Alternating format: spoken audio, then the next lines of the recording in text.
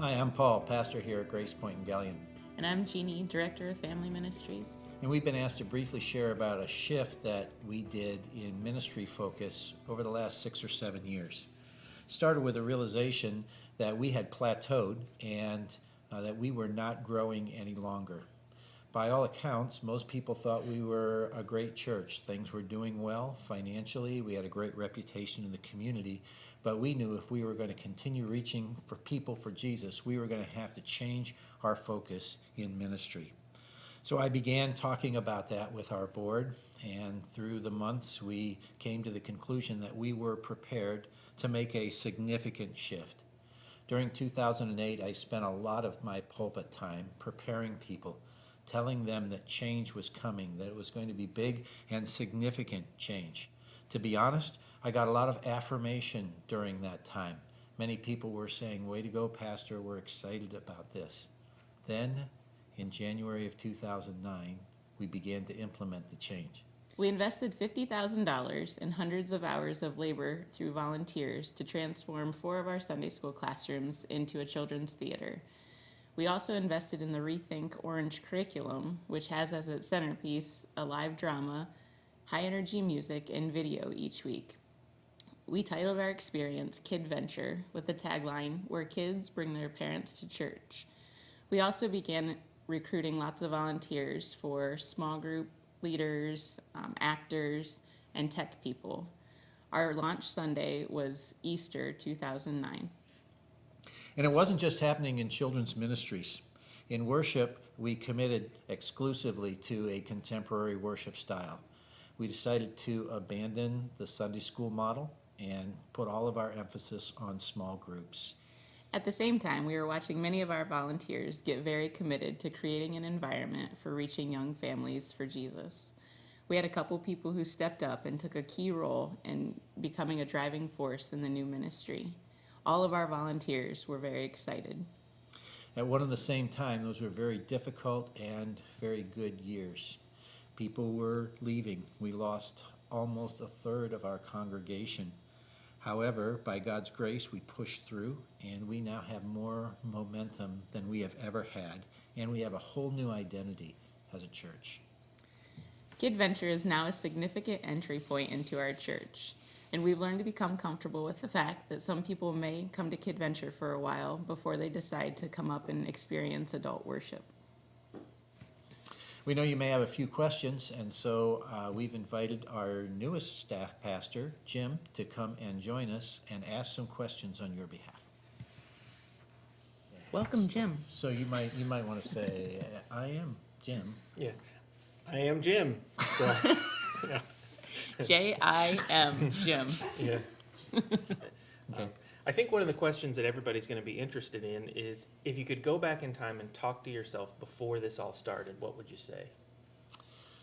I think for me, it's about managing expectations in regards to how everybody is going to respond. I'm a bit of a people person, and I am an influencer by nature, and I just thought I was going to cast the vision and everybody was going to love it. And so being prepared for that reality would have been better for me. What did it look like when you were getting buy-in from people? Particularly, was it all in kind of one meeting? Did you kind of get the whole church together? Did you get buy-in in writing to where people made a commitment up front to what they were going to do, or was a lot of one-on-one? How did that all? Well, the good thing about our situation was we had enough financial resource to do the major renovation already on hand. And so we didn't need to worry about borrowing money. We wanted our primary buy-in to be with our leaders, and that's our leadership board, and with our ministry team. And so I started dealing first with the ministry team, and then took the whole system to the board and got their buy-in as well. And then we began casting vision to the congregation as a whole. Now, you've mentioned to me in the past that trust is a major component. Do you want to talk a little bit about how that plays into the whole process? Well, I guess that's the reality of a long-tenured pastorate.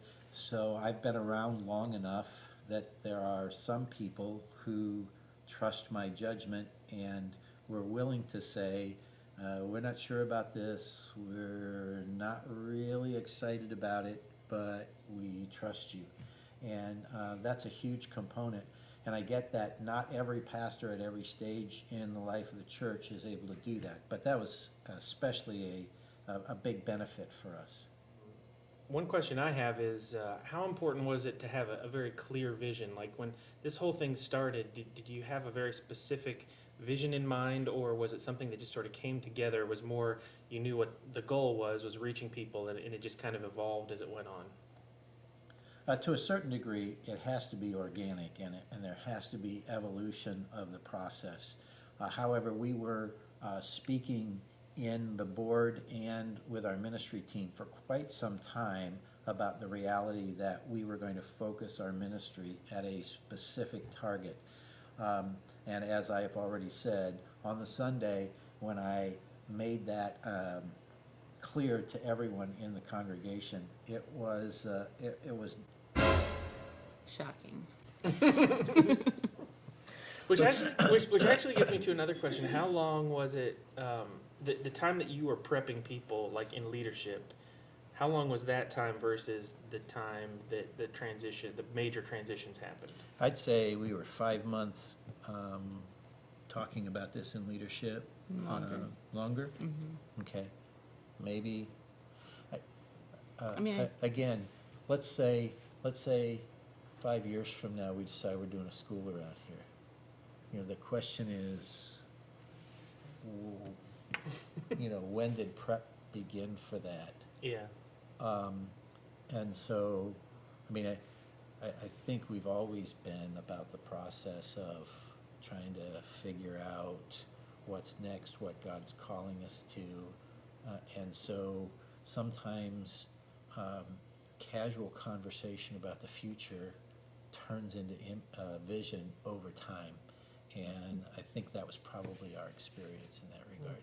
Well, I will say that's actually different here than other churches I've been at. I feel like we're always talking about what's next, and that's a good thing, versus many of the other places I've been. I felt like there was just a lot of maintenance happening. Yeah. So, Well, that's been our blessing too, because what's happened as a result of some of the changes that we made over time, now we are much more tolerant of change. And so we went through all of the transitions, changing our environments, changing our name, doing all of that kind of thing almost seamlessly over the last 15 months, because people are now used to the fact that we are committed to continually changing so that we can reach people for Jesus. now here's the big question. When people started to leave the church and things got sort of ugly there, how did you keep focused during that time?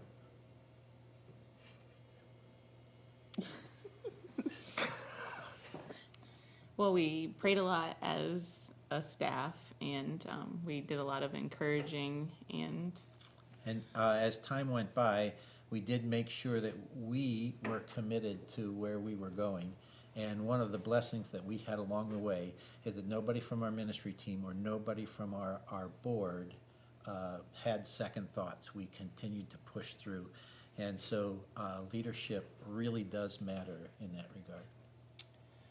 And last question, how has the overall environment or personality changed of the church? Yeah, I think I mentioned earlier that we are more tolerant of change. and we have a lot more families that attend now and are comfortable inviting their friends who have families. And so that has changed the environment, and I think the younger we get, the more that tolerance for change continues to grow, because people almost expect- expected. Yeah, Yeah. it's an expectation. But Yeah. the awesome thing is that the people in our congregation who are older are so excited to see the young kids and the new life that's been brought Yeah, back I in. think that's been one of the most exciting things to me is watching people who are in that 50-plus crowd be so excited when my experience other places has not been quite so positive. Yeah, Yeah, we old people can get excited about what God's doing. yeah. Sorry.